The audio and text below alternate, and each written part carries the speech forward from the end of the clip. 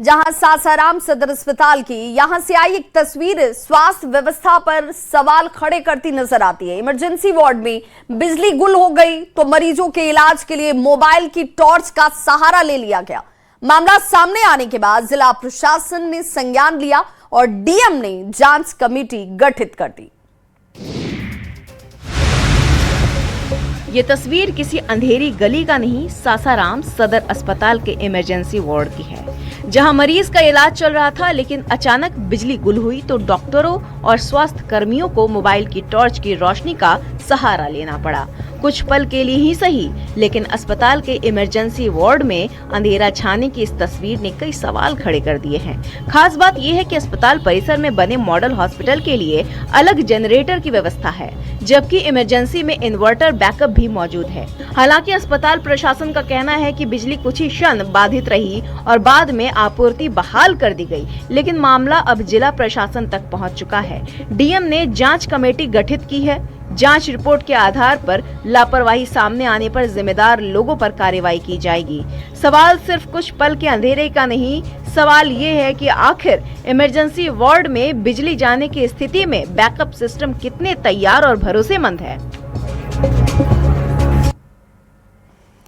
मुजफ्फरपुर में थाने के सामने तेज रफ्तार स्कॉर्पियो ने ऐसा कहर बरपाया कि मौके पर चीख पुकार मच गई। अनियंत्रित स्कॉर्पियो ने 3 लोगों को रौंद दिया। हादसे में बीएमपी जवान की मौके पर ही मौत हो जाती है, जबकि एसआई समेत 2 लोग गंभीर रूप से घायल हो गए। मुजफ्फरपुर के मोतीपुर थाना के मुख्य द्वार के पास शनिवार को एक अनियंत्रित स्कॉर्पियो ने 3 लोगों को अपनी चपेट में ले लिया। हादसे में मोतीपुर थाने में तैनात बीएमपी जवान की मौके पर ही मौत हो गई, जबकि थाने के एसआई धर्मेंद्र कुमार और स्थानीय दुकानदार गंभीर रूप से घायल हो गए। बताया जाता है कि दोनों पुलिसकर्मी सब्जी खरीदने के लिए बाजार जा रहे थे, तभी तेज रफ्तार स्कॉर्पियो बेकाबू हुई और तीनों को रौंदते हुए निकल गई। हादसे के बाद मौके पर अफरा तफरी मच गई। पुलिस ने पहुंचकर घायलों को अस्पताल भेजा, जहां दोनों का इलाज जारी है। मृतक बीएमपी जवान के शव को पोस्टमार्टम के लिए एसकेएमसीएच भेजा गया है। वहीं पुलिस ने कार्रवाई करते हुए स्कॉर्पियो चालक को गिरफ्तार कर दिया। अब पुलिस हादसे की पूरी वजह और वाहन के अनियंत्रित होने के कारणों की जांच में जुटी है। थाने के ठीक सामने हुए इस हादसे ने सड़क सुरक्षा और तेज रफ्तार पर एक बार फिर सवाल खड़े कर दिए हैं।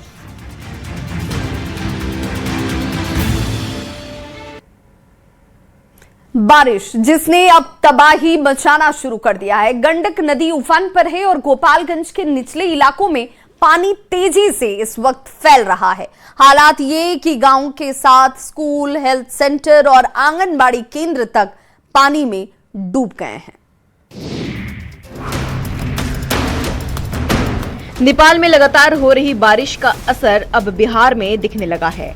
गंडक नदी उफान पर है और गोपालगंज के निचले इलाकों में पानी तेजी से फैलता जा रहा है। हालात ये है कि गांव के साथ स्कूल, हेल्थ सेंटर और आंगनबाड़ी केंद्र तक पानी में डूब गया है। वहीं करीब 2 दर्जन गांव का सड़क संपर्क भी टूट गया है। ऊपर से आसमान बरस रहा है, नीचे गंडक अपना रौद्र रूप दिखा रही है और इनके बीच फंसी है गोपालगंज के दियारा इलाके की जिंदगी। गंडक का पानी अब गांव में घुस चुका है। सदर प्रखंड के रामनगर मेहंदिया, जिगरी टोला, खाप मकसूदपुर, कमल चौधरी टोला, रामपुर टेंगराही और राजवाही समेत कई गांव पानी से घिर गए हैं। मांझा प्रखंड का नेमुइया गांव भी गंडक के पानी की चपेट में है। स्कूल डूब गए, आंगनबाड़ी केंद्र डूब गए, हेल्थ सेंटर और +2 विद्यालय तक पानी में समा गए।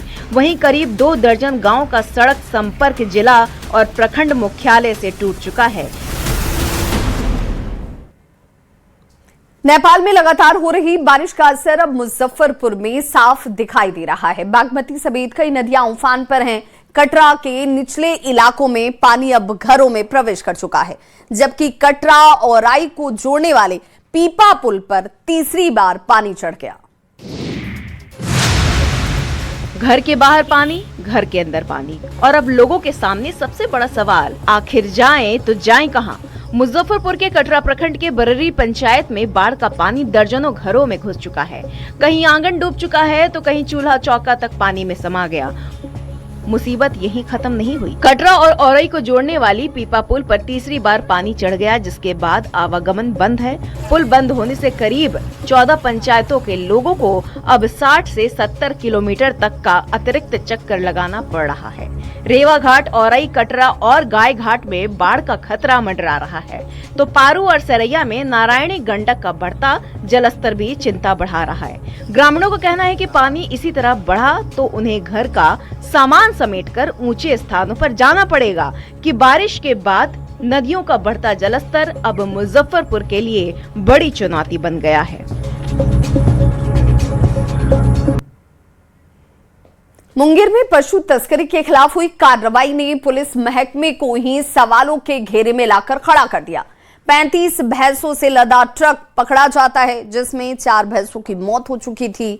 लेकिन जांच आगे बढ़ी तो कथित लाइनर के मोबाइल से पुलिस कर्मियों से सांठगांठ के सुराग सामने आ गए। मुंगेर में पशु तस्करी का खुलासा होते ही हड़कंप मच गया, लेकिन उससे भी ज्यादा खलबली तब मच गई जब पता चला कि तस्करी के इस खेल में पुलिस कर्मियों की भी मिली भगत है। कार्रवाई ने पुलिस महकमे को ही सवालों के घेरे में लाकर खड़ा कर दिया है। 6 अगस्त को NH 333B पर पुलिस ने एक ट्रक को पकड़ा, जिसमें 35 भैंस ठूस ठूस कर रखी गई थी, जिनमें 4 की मौत हो चुकी थी। पुलिस के मुताबिक ट्रक के आगे बाइक से चल रहे कथित लाइनर को गिरफ्तार किया गया। उसके मोबाइल की जांच में कुछ पुलिसकर्मियों से लगातार संपर्क के साक्ष्य मिलने का दावा भी हुआ है। इसके बाद पुलिस ने यातायात थाना के ASI अयोध्या कुमार, चालक सिपाही विमलेश कुमार, गृह रक्षक अभिलेश कुमार और मुफस्सिल थाना के गृह रक्षक अरविंद यादव को गिरफ्तार किया।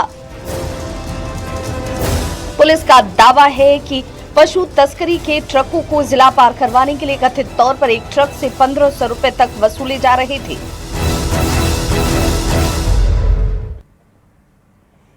अमेरिका के इडाहो में कि 47 से लैस होकर आए एक हमलावर ने कत्लेआम मचा दिया, जिसका CCTV फुटेज सामने आ गया है। ये खौफनाक तस्वीरें अमेरिका के इडाहो की हैं, जहां कुछ दिन पहले AK-47 से लैस होकर आए एक हमलावर ने कत्लेआम मचा दिया था, जिसका CCTV फुटेज अब सामने आया है। इस फुटेज में एक शख्स को शॉपिंग सेंटर में दाखिल होते देखा जा सकता है। शुरुआत में सब कुछ सामान्य दिखता है, लेकिन कुछ ही पलों में हालात बदल जाते हैं। हमलावर बंदूक तानकर शॉपिंग सेंटर के अंदर घूमता दिखाई दिया। जैसे ही वो आगे बढ़ता है, वहां मौजूद लोगों में अफरा तफरी मच गई। लोग अपनी जान बचाने के लिए इधर उधर भागते नजर आए। शॉपिंग सेंटर के अंदर कितनी दहशत फैली थी, वो ये तस्वीरें बताने के लिए काफी हैं। लोग घुटनों के बल खुद को बचाने की कोशिश कर रहे हैं। पूरा इलाका चीख पुकार से गूंज उठा है। जिस जगह पर लोग शॉपिंग करने पहुंचे थे, वो जगह गोलियों की आवाज से गूंज उठी है। 24 साल के जॉर्ज विलियम्स ने इस हमले को अंजाम दिया। उसने दनादन फायरिंग कर दी, जिसमें 3 लोगों की जान चली गई थी। बेतिया में नेपाल बॉर्डर पर SSB जवानों पर हमले के बाद बढ़े गतिरोध को दूर करने की पहल शुरू हो चुकी है। सुस्ता सीमा पर शांति और आपसी समन्वय को लेकर भारत और नेपाल के सुरक्षा अधिकारियों की अहम बैठक हुई। वहीं गंडक का जलस्तर बढ़ने और इलाके में पानी भरने के बावजूद SSB जवान लगातार बॉर्डर पर गश्त कर रहे हैं। बेतिया के सुस्ता बॉर्डर पर भारत नेपाल के सुरक्षा अधिकारियों ने बैठक कर शांति, सुरक्षा और आपसी समन्वय को मजबूत करने पर चर्चा की।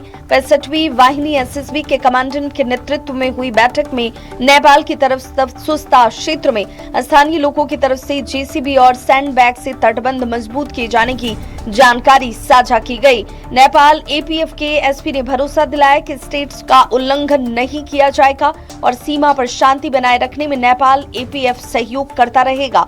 वहीं SSB कमांडेंट ने भी दोनों देशों के सुरक्षा बलों के बीच नियमित संवाद और बेहतर समन्वय को सीमा पर शांति की सबसे बड़ी ताकत बताया। उधर गंडक का जलस्तर बढ़ने से बॉर्डर इलाका पानी से लबालब है, लेकिन मुश्किल हालात के बावजूद SSB जवानों की गश्त लगातार जारी है। यानी तनाव के बाद अब बॉर्डर पर टकराव नहीं, तालमेल और संवाद के जरिए हालात सामान्य किए जाएंगे। ऐसा करने की कोशिश इस वक्त तेज हो चुकी है। अजमेर की पुष्कर घाटी में इश्क ऐसा परवान चढ़ा कि ट्रैफिक नियम और सुरक्षा दोनों हवा में उड़ गए। पीछे चल रहे एक वाहन सवार ने पूरा नजारा अपने कैमरे में कैद कर लिया और अब वीडियो सोशल मीडिया पर वायरल है। खुल्लम खुल्ला प्यार करेंगे हम दोनों, इस दुनिया से नहीं डरेंगे हम दोनों। शायद ये गाना इन इश्कजादों ने कुछ ज्यादा ही सीरियसली ले लिया, क्योंकि अजमेर की पुष्कर घाटी में इश्क ऐसा परवान चढ़ा कि ट्रैफिक नियम और सुरक्षा दोनों हवा में उड़ गए। पीछे चल रहे एक वाहन सवार ने पूरा नजारा कैमरे में कैद कर लिया और अब वीडियो सोशल मीडिया पर वायरल है। वीडियो में युवक चलती बाइक की पेट्रोल टंकी पर अपनी प्रेमिका को बैठाकर घाटी के घुमावदार रास्ते पर बाइक दौड़ाता नजर आ रहा है। दोनों एक दूसरे से सटे हुए हैं, न हेलमेट, न सुरक्षा और न हादसे का डर। ऐसे रास्ते पर बाइक की टंकी पर बैठकर सफर करना किसी लापरवाही नहीं, अपनी और दूसरों की जान को खतरे में डालना है। वीडियो वायरल होने के बाद लोग कार्रवाई की मांग कर रहे हैं, क्योंकि इश्क अपनी जगह, लेकिन प्यार के चक्कर में ट्रैफिक नियमों को कुचलना किसी फिल्म का सीन नहीं, हादसे का न्योता है। अब देखना होगा कि वायरल वीडियो पर पुलिस क्या एक्शन लेती है। इस बुलेटिन